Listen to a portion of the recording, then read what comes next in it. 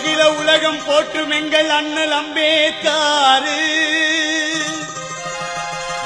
6 வயதில் ஜாதி கொடுமை அனுபவித்தார் கூறு இயங்கிடும் பாரத சட்டம் தீட்டி வைத்தார் அன்றே ஈனர்கள் ஜாதி கொடுமை சாடி வைத்தார் அன்றே